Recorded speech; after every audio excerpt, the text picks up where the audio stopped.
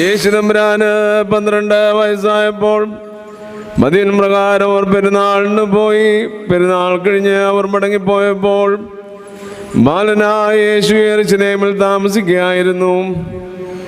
മാതാവും യോസേപ്പും അതറിഞ്ഞില്ല. കൂട്ടുയാത്രക്കാരുടെ കൂടെ ഉണ്ടായിരിക്കുമെന്ന് അവർ വിചാരിച്ചു. ഒരു ദിവസത്തെ വഴിയകലം ചെന്നപ്പോൾ അവർ കുട്ടിയെ തങ്ങൾ ചാർച്ചക്കാരുടെ അടുക്കലും പരിചയക്കാരുടെ അടുക്കലും അന്വേഷിച്ചു. അവനെ കണ്ടെത്താത്തതിനാൽ അന്വേഷിച്ചുകൊണ്ട് പിന്നെയും യെരൂശലേമിലേക്ക് മടങ്ങിപ്പോയി. 3 ദിവസങ്ങൾക്ക് ശേഷം അവർ അവനെ ദേവാലയത്തിൽ വെച്ച് കണ്ടെത്തി.